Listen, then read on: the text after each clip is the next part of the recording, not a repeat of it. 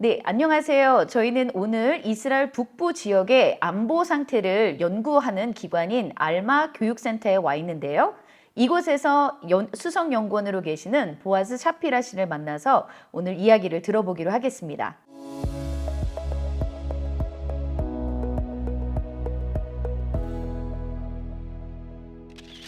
Shalom. Hello, thank you for having me. Thank you for having us here.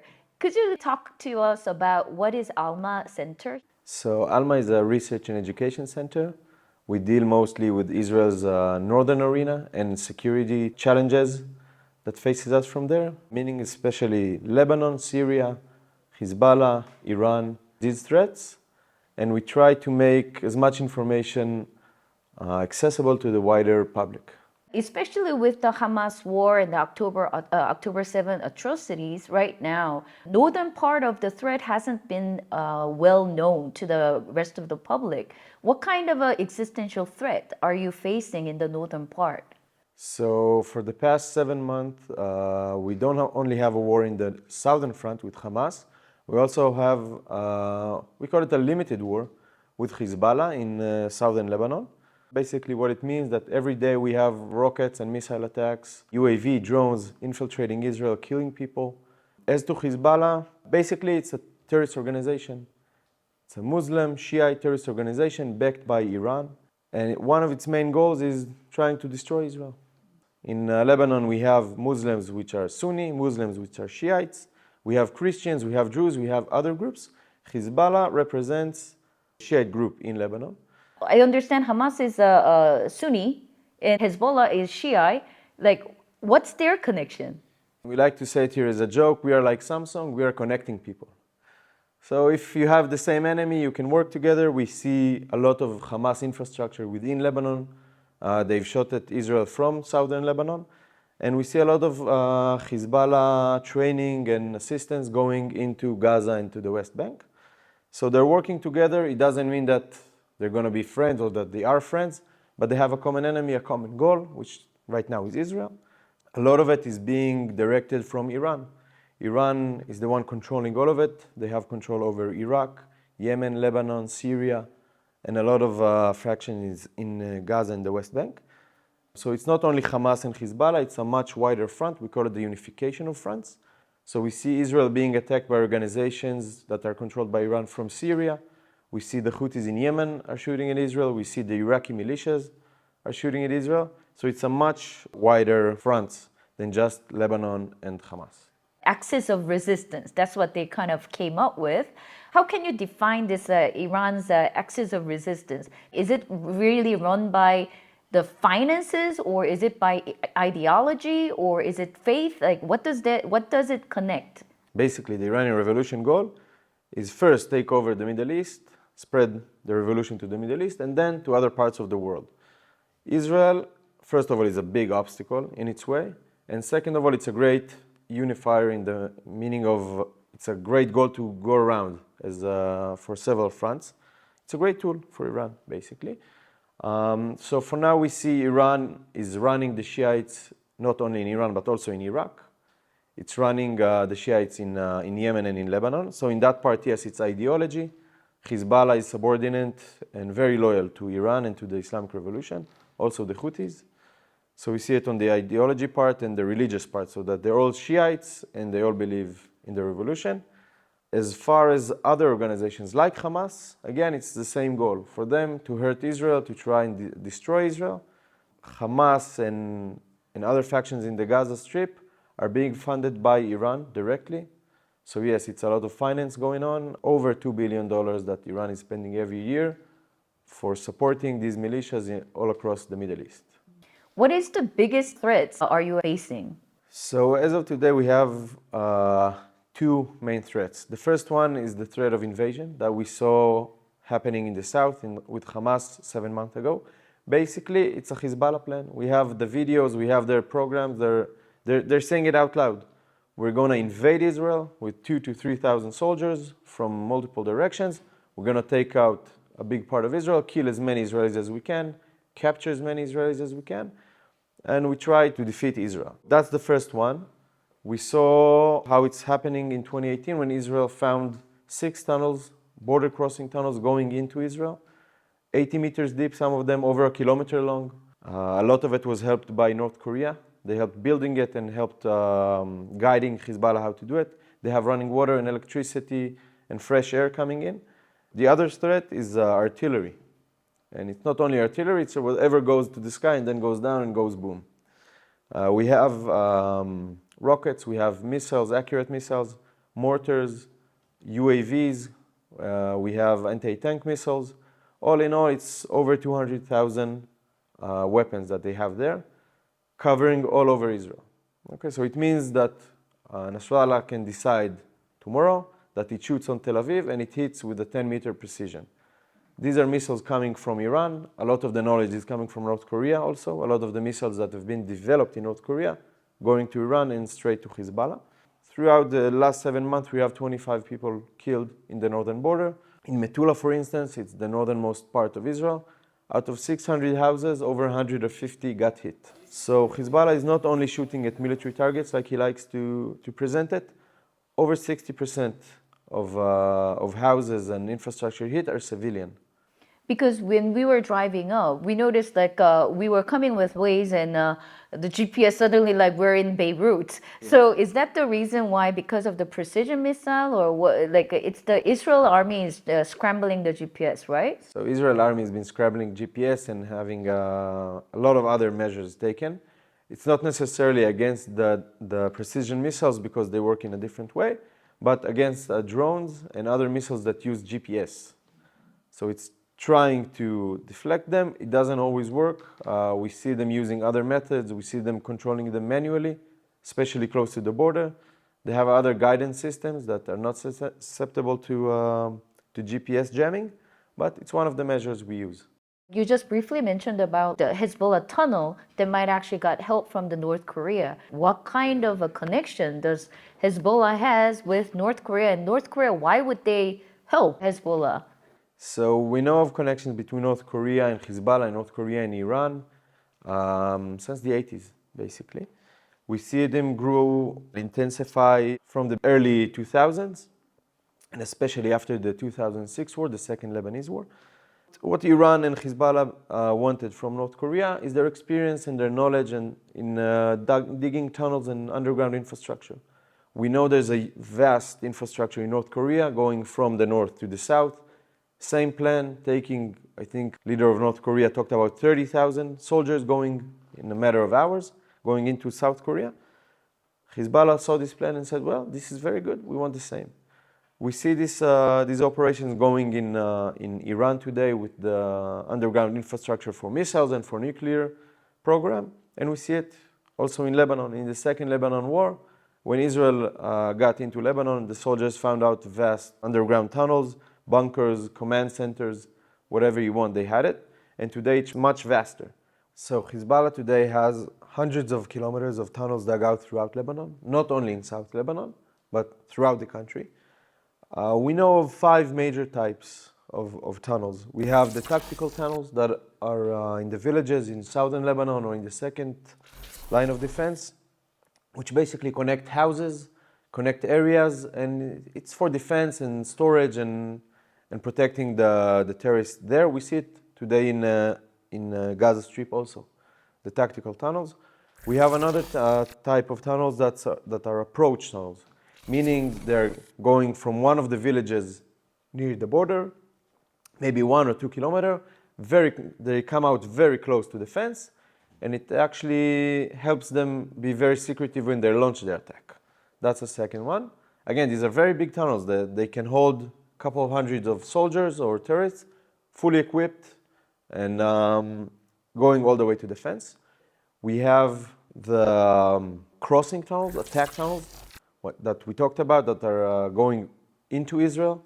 Again, very big, very long, and are meant to surprise Israel when they come out on our side with no warning.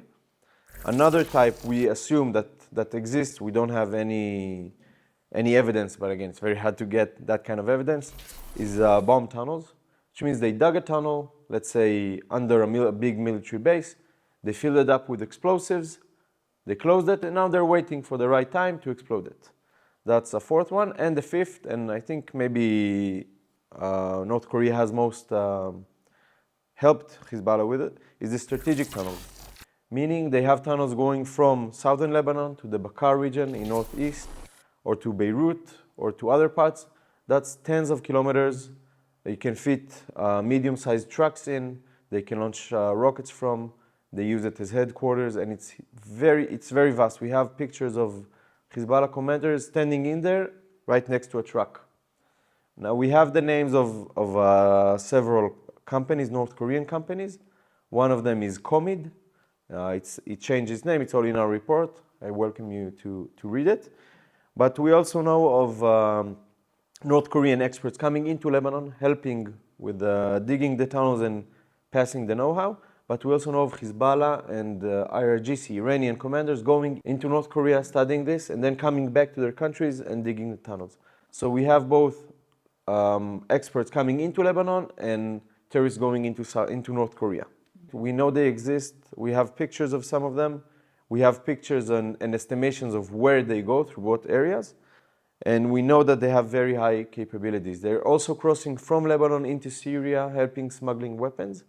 And it wouldn't surprise me if there are also tunnels going from Syria into Iraq, helping Iran transport weapons and operatives into Syria and from there to Lebanon. The reason why they're utilizing this tunnel are because Israel or America, when they find out they'll be destroyed, is that the reason why they're kind of putting so much effort in the tunnel? It's much harder to destroy whatever is in the tunnel. It's much more covert. You cannot see what's going on inside.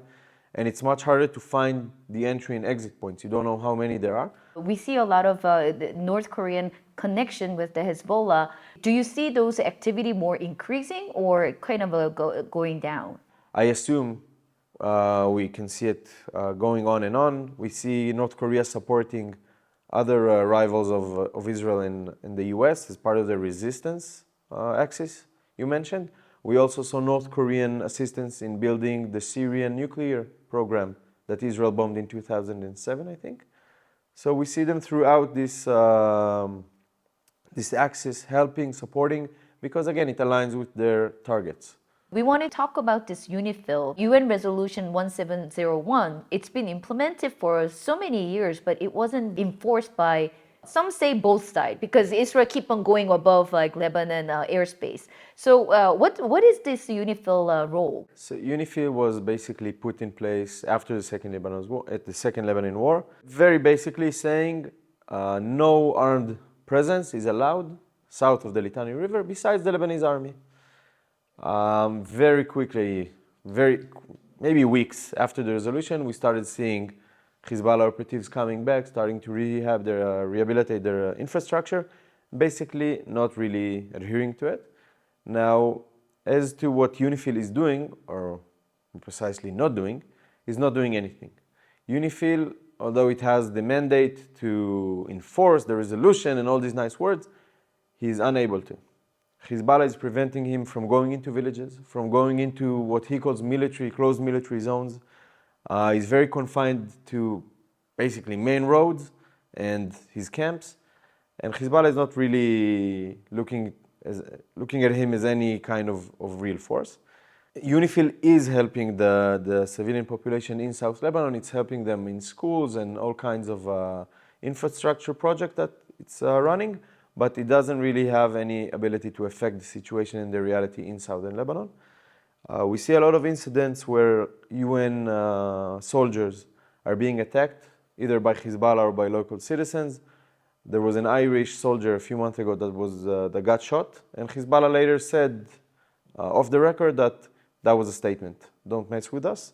We saw an IED, an explosive device, going off on a UN tour, maybe 2 months ago, that Hezbollah has placed there.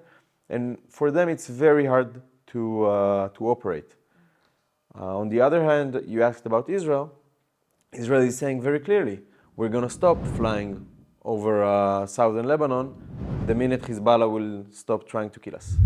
So Israel it hasn't attacked Hezbollah on October 7th or October 8th. Who initiated these hostilities is Hezbollah, same as 2006. And again, Israel is not trying to provoke anyone. We're just trying to make sure we have we're making sure that our civilians are safe. This could be kind of leading to the last questions. To survive in the Middle East, we need to show the strength, right? If we don't show strength, what happens? If you don't show strength in Israel or in the Middle East in general, you're getting perceived as weak. If someone shoots at you and you don't shoot back and kill them, you're perceived as weak and you invite another attack. So in that sense, Israel has shown a lot of patience and a lot of trying to avoid war. We've seen it many times where, although Hamas and other factions tried to create war with Israel, Israel either responded in a very limited way or tried to isolate only the faction that shot it. Once Israel is being attacked, we have no option but to retaliate. We cannot have a situation where 60,000 people are under threat or out of their houses right now. I live not far from the Syrian border. I'm right now under threat, and we cannot have it going on for very long. And same for the south.